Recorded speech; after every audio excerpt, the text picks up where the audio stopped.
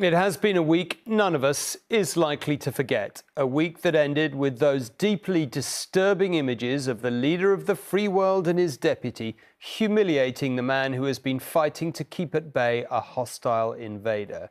The situation was perhaps best summed up by the Kremlin itself, which said the new administration is rapidly changing all foreign policy configurations. This largely coincides with our vision. What now seems obvious to all of us is that a new era has dawned and the US has other priorities than the war in Ukraine and even indeed the defence of Europe. Gathering European leaders in London to work out what they do next, Keir Starmer called it a crossroads in history. He promised to develop a coalition of the willing. It sounded a lot like a coalition without the United States. After the soap operatic bust-up between President Trump and President Zelenskyy on Friday, Keir Starmer wants to secure our future by convening European and international leaders in Lancaster House in London. The French President, the Italian PM, leaders of NATO and the European Union. And then the war leader, all here to see if they can secure peace in Ukraine and something else important. Can you save your relationship with President Trump? The emergency summit started with Starmer pledging personal support to Ukraine and said all the leaders around the table were with Zelenskyy. 2.5 hours later, he confirmed that he and France's President Macron will be the bridge between Zelenskyy and Trump. We've agreed that the UK, France and others will work with Ukraine on a plan to stop the fighting. Then we'll discuss that plan with the United States. And then the bullet points of consensus. First, we will keep the military aid flowing and keep increasing the economic pressure on Russia. Second, we agreed that any lasting peace must ensure Ukraine's sovereignty and security. Third, in the event of a peace deal, we will keep boosting Ukraine's own defensive capabilities. Fourth, we will go further to develop a coalition of the willing to defend a deal in Ukraine and to guarantee the peace. Not every nation will feel able to contribute, but that can't mean that we sit back. The UK is prepared to back this with boots on the ground and planes in the air. This effort must have strong US backing. With your commitment in the event of a peace deal to deploy British soldiers to Ukraine, is there now a more real prospect of Britain being at war with Russia? Can you rule that out? I want stability in the United Kingdom. The way to ensure that stability is to ensure that we are able to defend a deal in Ukraine, because the one thing our history tells us is that if there is conflict in Europe, it will wash up on our shores. This is Europe's fight, said the EU president. It's basically turning Ukraine into a steeled porcupine that is indigestible for potential invaders. And what level of spending should individual countries make to defence? One thing is very sure, we have to have a surge in defence. We really have to step up massively. On defence spending. Also today at the table, I heard new announcements, and I'm not going to announce them to you because they should do this. So, talking done for now, but the European leaders' caravan will continue on to Brussels on Thursday, where we'll hear from them how much they're stepping up their defence spending. And then, shortly after that, for Starmer, it'll be back to Washington, back to see Donald Trump again. Zelenskyy, in one of our choppers, confident that Europe, at least, has his back. Unlike the US president, King Charles didn't feel disrespected by Zelenskyy's preference for casual wear. Robert Peston, ITV News. Well, as we saw there, Sir Keir Starmer is clearly hoping to bridge the gap between the US and Ukraine. But the more we hear from officials on both sides of the Atlantic, the clearer it becomes that uniting two sides with such frankly divergent views on how to end the war will be a monumental challenge, to put it mildly, as our US correspondent Dan Rivers reports. You have to be thankful. You don't have the cards. You're buried there. Your people are dying. After the diplomatic storm, the cleanup. Low-end soldiers It would be a damn good or the attempt at least to repair the damage ceasefire. I don't want a ceasefire. from the most explosive White House press appearance in history. You're gambling with World War III. What is that we need a very radical reset. Today, Britain's man in Washington tried his best to put talks back on track. It takes both the United States and Ukraine to come together and make sure that this whole initiative is given the best possible likelihood of success, because, George, it is the only show in town.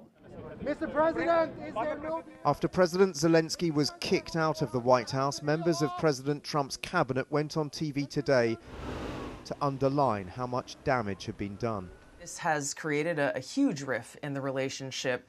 President Zelenskyy, as you pointed out in the clips that you played, doesn't believe that he did anything wrong and that there was no issue with what he brought up in the Oval Office with President Trump.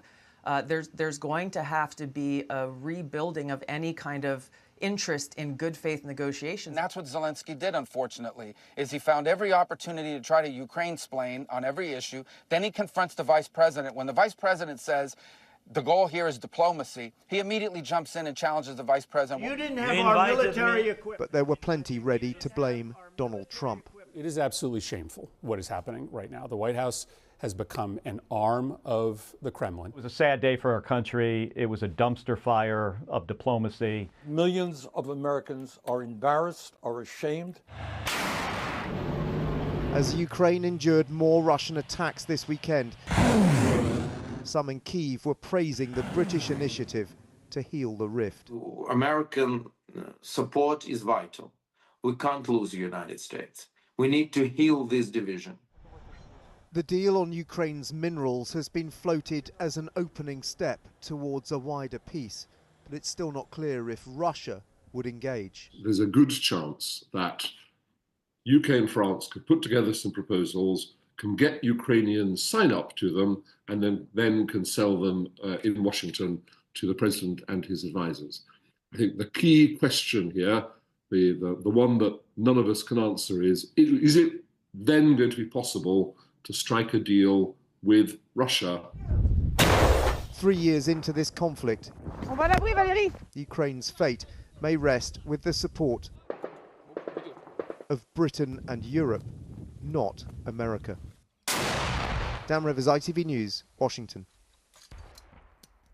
Well, those scenes in the White House may have been a great shock to many, but they have arguably been coming a long time. Whenever one thinks of Donald Trump, his worldview, or even his apparent bond with Vladimir Putin, he does often ask a tricky question, which in this case is, why should American taxpayers pay for Europe's defence? And if they didn't, and we did have to go on our own, where do we actually stand militarily? Well, since the Russian invasion of Ukraine 3 years ago, Russia has amassed a total of around 3.1 million troops and reservists. NATO has more than 700,000 troops on its eastern flank, while more than 100,000 US military personnel are deployed in Europe, with around 200,000 reservists available to deploy if called upon. This means without the US, there would be a deficit of around 300,000 troops, not to mention the loss of the US's vast arsenal of weaponry. Well, with me in the studio are Emma and Robert, and we're also going to speak to Dan in Washington to try and make sense of what has been, I think we all agree, a shocking and potentially history-making first few days. Emma, can I start with you? President Zelensky's just been speaking, so can you bring us up to date with what he's been saying? Yeah, some interesting points coming out from his conversation, as Dan said, just before he left the UK. Probably the top line of note is the fact that it seems there is the proposal now on the table for a 1-month ceasefire. That's something that's being proposed by the UK and France. It's basically a ceasefire when it comes to the air and the sea attacks. It wouldn't be a ceasefire on the ground. So that's quite a confusing initial report on it. But it is an attempt to try and bring some kind of peace to the situation, or at least a stabilising and calming of the situation. President Zelenskyy was asked about that and whether he was aware of it. He said he was aware of everything but wouldn't get into it.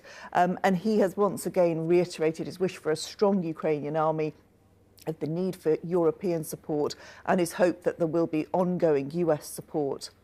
If there isn't, if Ukraine has to exist with only the support of Europe. Is it survivable from Ukraine's point of view? You've often reported from the front line. Do you think it's survivable, or is it all over if the Americans pull out? It's an awful lot more difficult and potentially catastrophic for Ukraine.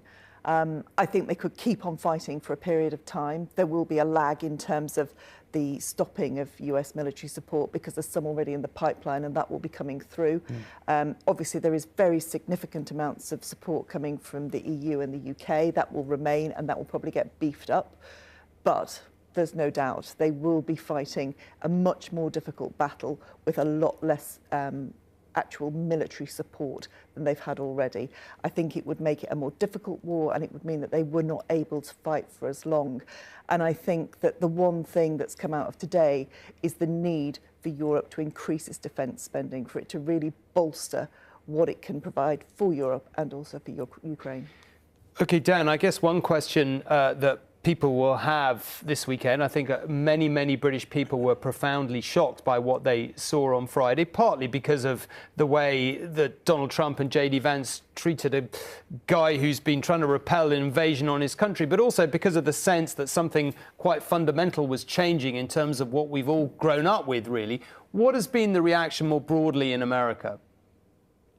Well, firstly, the reaction from the administration here, I mean, they're briefing different sources in the US media that they want a public apology from President Zelenskyy before they can go forward with any kind of signing of a minerals deal or anything broader. So that's going to be a very difficult pill for him to swallow if he is willing to do that. In terms of the broader public reaction, well, look, it divides as the country divides politically here, right down the middle. There'll be many, in the MAGA base who will have been cheering on what happened in the Oval Office on Friday night. That question from one of the right-wing reporters who was invited into the Oval Office asking President Zelenskyy why he wasn't wearing a suit, will have struck a chord. The feeling that President Zelenskyy wasn't being deferential or respectful enough to President Trump. But there will be plenty more in the centre and on the left who will be really revolted by what they saw, some of whom will have voted for President Trump, perhaps through gritted teeth, who now